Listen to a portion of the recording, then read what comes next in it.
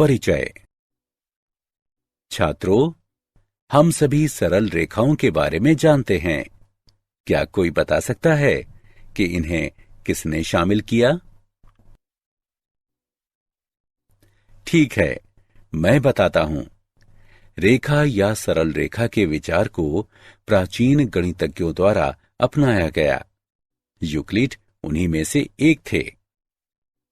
अध्यापक जी, उन्हें सरल रेखा को अपनाने की आवश्यकता क्यों पड़ी? बच्चों, नगण्य चौड़ाई और गहराई वाली सीधी वस्तुओं को प्रदर्शित करने के लिए उन्होंने सरल रेखा को अपनाया। यूक्लिड ने एक रेखा को लंबाई कम चौड़ाई के रूप में परिभाषित किया और आधारभूत गुणधर्मों के रूप में ऐसे कई सिद्धांत प्रस्तुत किए जो सिद्ध नहीं हो पाए, जिनसे उन्होंने ज्यामिति की रचना की। क्या आपको पता है कि हम उस ज्यामिति को क्या कहते हैं? यूक्लिड ज्यामिति। बच्चों, नगण्य चौड़ाई और गहराई वाली सीधी वस्तुओं को प्रदर्शित करने के लिए उन्होंने सरल रेखा को अपनाया। यूक्लिड ने एक रेखा को लंबाई कम चौड़ाई के रूप में परिभाषित किया और आधारभूत गुणधर्मों के रूप में ऐसे कई सिद्धांत प्रस्तुत किए जो सिद्ध नहीं हो पाए, जिनसे उन्होंने ज्यामिति की रचना की। क्या आपको पता है कि हम उस ज्यामिति को क्या कहते हैं? शाबाश, हाँ, तुम सही हो। यूक्लिड ज्यामिति। लेकिन आधुनिक गणित में रेखा की अवधारणा का उस तरीके से गहराई से संबंध है जिसके अनुसार ज्यामिति की व्याख्या की जाती है। उदाहरण के लिए, वैश्लेषिक ज्यामिति में तल में एक रेखा को प्रायः उन बिंदुओं के समूह के रूप में परिभाषित किया जाता है जिसके निर्देशांक दिए गए रैखिक समीकरण को संतुष्ट करते हैं। लेकिन आपतन ज्यामिति में एक रेखा स्वतंत्र वस्तु हो सकती है जो उन बिंदुओं के समूह से अलग होती है जो इस पर स्थित होते हैं। आइए सरल रेखाओं के बारे में और जानें।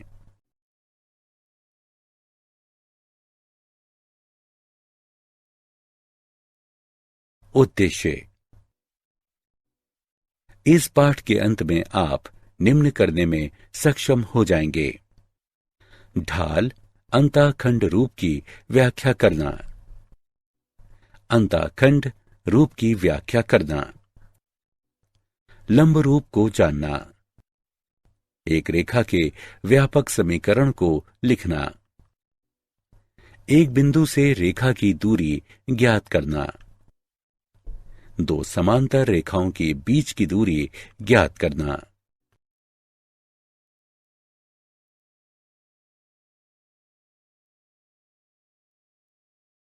ढाल अंतःखंड रूप।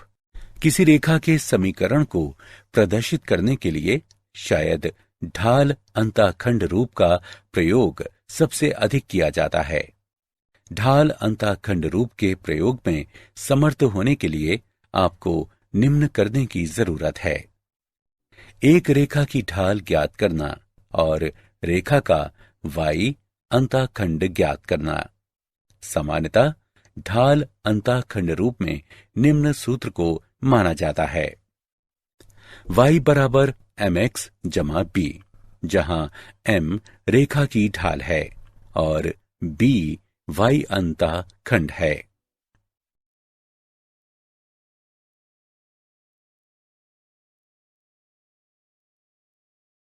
ढाल अंतःखंड रूप का उदाहरण।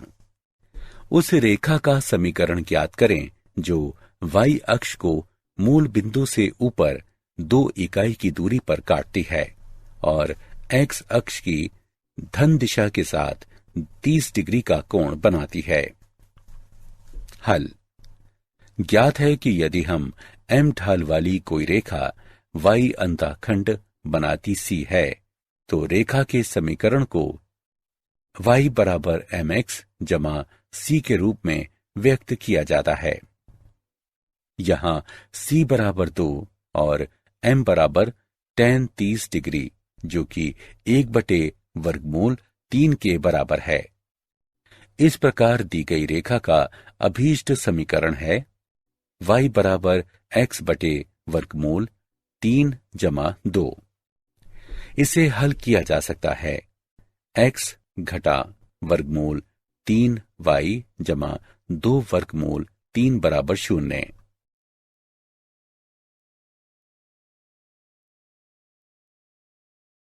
अंतःखंड रूप। रेखा का अंतःखंड रूप दोनों अक्षों के अंतःखंडों पर आधारित रेखाखंड का समीकरण होता है।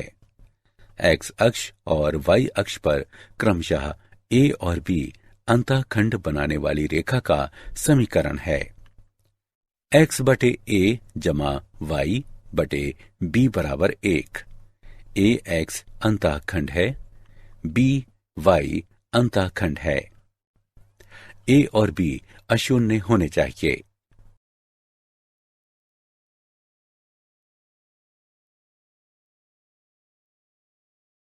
लंब रूप। किसी रेखा के समीकरण को निर्धारित करने की विधियां सामान्यतः रेखा पर एक बिंदु या बिंदुओं के बारे में किसी जानकारी पर निर्भर करती हैं। लंब रूप एक ऐसी विधि है जिसमें रेखा के किसी भी बिंदु के बारे में पहले से जानकारी की जरूरत नहीं होती है। रेखा के बारे में इसकी मूल बिंदु से दूरी तथा लंब और x अक्ष के बीच का कोण ज्ञात होता है, जहां कोण को x अक्ष की धन दिशा से वामावर्त मापा जाता है।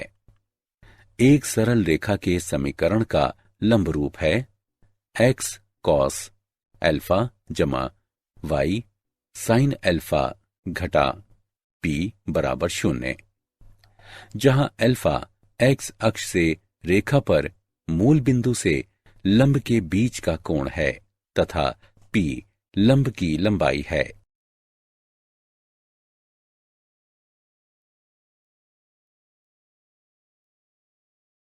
लंब रूप का उदाहरण। उस रेखा का समीकरण ज्ञात करें जो मूल बिंदु से 5 इकाई की लंबवत दूरी पर है और लंब द्वारा धन x अक्ष के साथ निर्मित कोण 30 डिग्री है। आइए इसे हल करते हैं।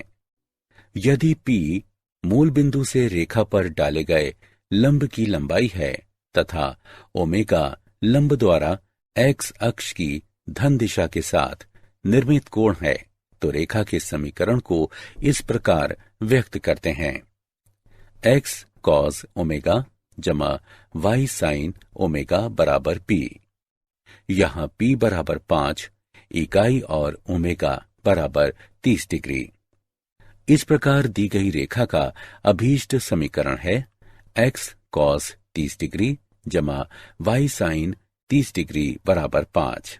इसे हल किया जा सकता है x वर्गमूल 3 जमा y बराबर 10।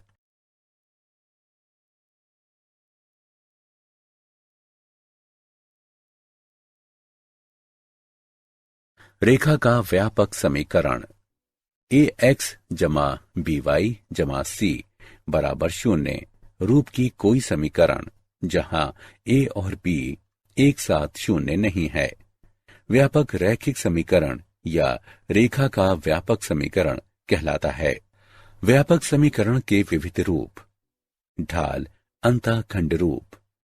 यदि b 0 के बराबर नहीं है तो ax जमा by जमा c बराबर 0 को इस प्रकार लिखा जा सकता है y बराबर घटा a x बटे b घटा c बटे b, या y बराबर mx जमा स्मॉल c, जहां m बराबर घटा a बटे b, स्मॉल c बराबर घटे c बटे b, y अंतःखंड है।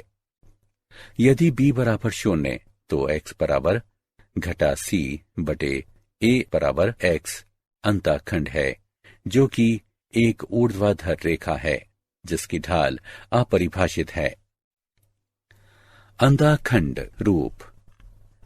यदि c 0 के बराबर नहीं है तो ax जमा by जमा c बराबर 0 को इस प्रकार लिखा जा सकता है, या x बटे ए जमा वाई बटे बी बराबर 1, जहां ए बराबर घटा सी बटे ए बराबर एक्स अंताखंड, बी बराबर घटा सी बटे बी बराबर वाई अंताखंड। यदि सी बराबर 0 तो ए एक्स जमा बी वाई जमा सी बराबर 0 को इस प्रकार लिखा जा सकता है: ए एक्स जमा बी वाई बराबर 0, जो मूल बिंदु से जाने वाली एक रेखा है और इसलिए अक्षों पर 0 अंतःखंड है। लंब रूप: मान लें x cos ओमेगा जमा y sin ओमेगा बराबर p। समीकरण ax जमा by जमा c बराबर 0 या ax जमा by बराबर घटा c के द्वारा प्रदर्शित रेखा का लंब रूप है। इस प्रकार दोनों समीकरणें समान हैं और इसलिए a बटे cos ओमेगा बराबर b बटे sin ओमेगा बराबर घटा c बटे p। इससे हमें प्राप्त होता है cos ओमेगा बराबर घटा AP बटे c और sin ओमेगा बराबर घटा BP बटे c।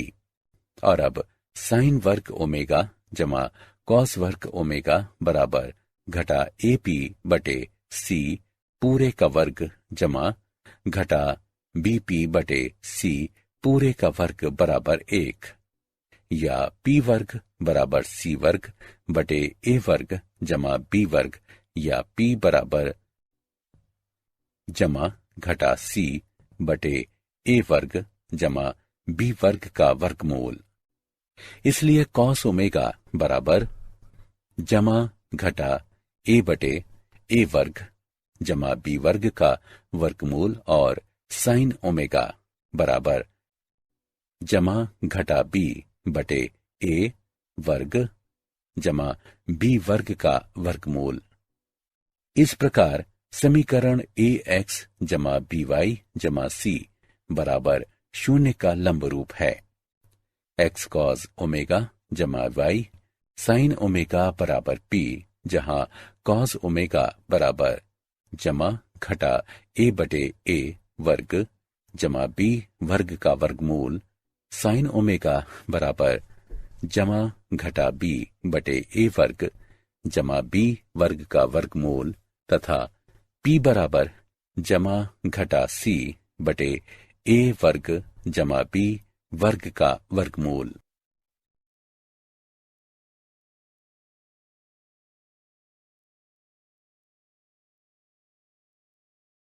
रेखा के व्यापक समीकरण का उदाहरण: 3x घटा 4y जमा 5 बराबर 0 को सभी रूपों में व्यक्त करें। हल: ढाल अंतःखंड रूप y बराबर 3 बटे 4x जमा 5 बटे 4, जहां m बराबर ढाल बराबर 3 बटे 4, c बराबर 5 बटे 4 अर्थात y अंतःखंड। अंतःखंड रूप: 3x घटा 4y बराबर घटा 5, 3x बटे घटा 5 जमा 4y बटे 5 बराबर 1, x बटे घटा 5 बटे 3 जमा y बटे 5 बटे 4 बराबर 1 अंतःखंड रूप। x अंतःखंड बराबर घटा 5 बटे 3, y अंतःखंड बराबर 5 बटे 4। लंब रूप: 3x घटा 4y बराबर घटा 5 घटा 3x जमा 4y बराबर 5, 5 से भाग करने पर घटा 3x बटे 5 जमा 4y बटे 5 बराबर 5 बटे 5 बराबर 1। x cos अल्फा जमा y sin अल्फा बराबर p, p 0 से अधिक है, जहां cos अल्फा बराबर घटा 3 बटे 5 sin अल्फा बराबर 4 बटे 5 P बराबर 1।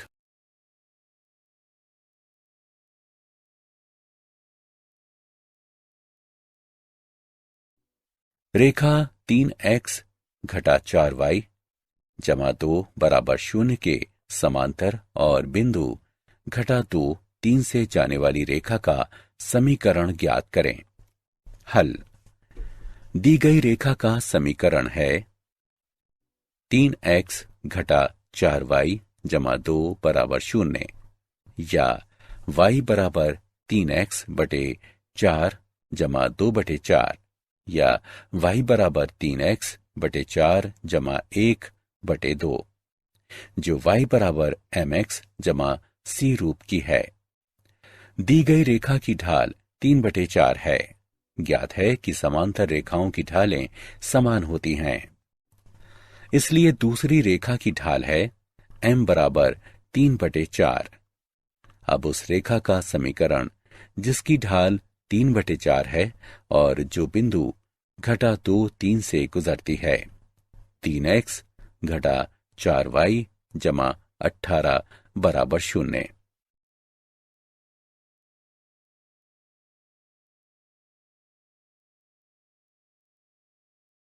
एक बिंदु की रेखा से दूरी। एक बिंदु की रेखा से दूरी बिंदु से रेखा पर डाले गए लंब की लंबाई होती है। एक रेखा ax जमा by जमा c बराबर 0 की बिंदु x1 y1 से लंबवत दूरी d को इस प्रकार व्यक्त करते हैं। d बराबर ax1 जमा by1 जमा c का मापांक बटे a वर्ग जमा b वर्ग का वर्गमूल।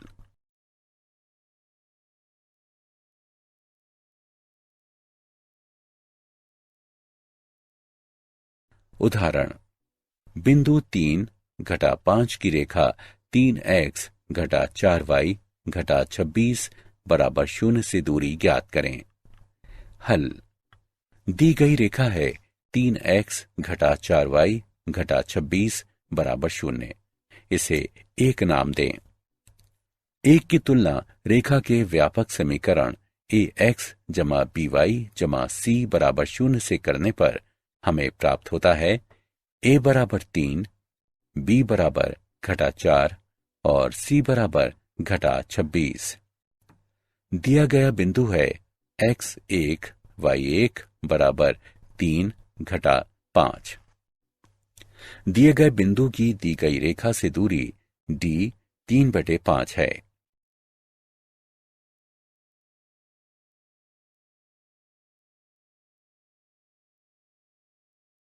दो समांतर रेखाओं के बीच की दूरी।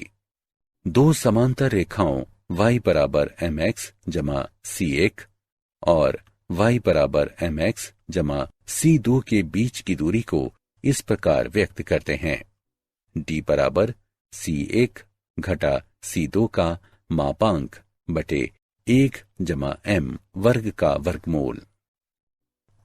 यदि रेखाएं व्यापक रूप में हों, अर्थात ax जमा by जमा c1 बराबर 0 और ax जमा by जमा c2 बराबर 0, तो उनके बीच की दूरी है d बराबर c1 घटा c2 का मापांक बटे a वर्ग जमा b वर्ग का वर्गमूल।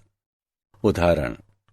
समांतर रेखाओं 3x घटा 4y जमा 7 बराबर 0 और 3x घटा 4y जमा 5 बराबर 0 के बीच की दूरी ज्ञात करें।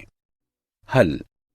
यहां a बराबर 3, b बराबर घटा 4, c1 बराबर 7 और c2 बराबर 5, इसलिए अभीष्ट दूरी है d बराबर 7 घटा 5 का मापांक बटे 3 वर्ग जमा घटा 4 वर्ग का वर्गमूल बराबर 2 बटे 5।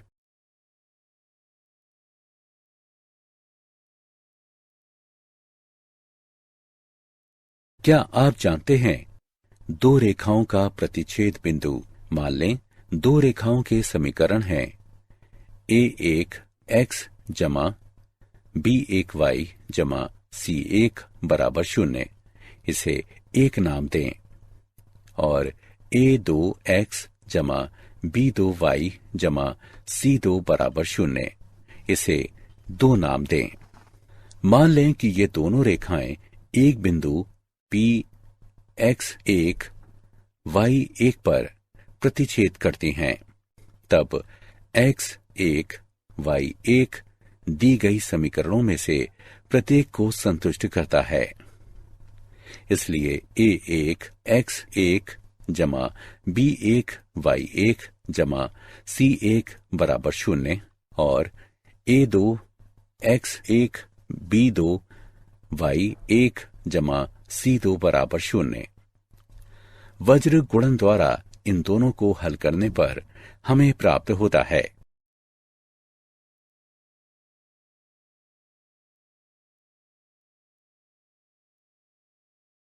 यहां 1 और 2 के प्रतिच्छेद बिंदु के निर्देशांक हैं। सारांश। आइए हमने जो कुछ सीखा है उसे संक्षेप में दोहराएं। एम ढाल वाली रेखा पर बिंदु x, y और y अंतःखंड C रेखा पर स्थित होते हैं यदि और केवल यदि y बराबर mx जमा c हो। यदि m ढाल वाली एक रेखा x अंतःखंड D बनाती है तो रेखा का समीकरण y बराबर m गुणा x घटा d होता है। x और y अक्ष पर क्रमशः a और b अंतःखंड बनाने वाली एक रेखा का समीकरण x बटे a जमा y बटे b बराबर 1 होता है। मूल बिंदु से लंब दूरी p तथा लंब और धन x अक्ष के बीच ओमेगा कोण वाली रेखा के समीकरण को x cos ओमेगा जमा y sin ओमेगा बराबर p द्वारा व्यक्त किया जाता है। ax जमा by जमा c बराबर 0 रूप का कोई समीकरण जिसमें a और b एक साथ 0 न हो व्यापक रैखिक समीकरण या एक रेखा का व्यापक समीकरण कहलाता है।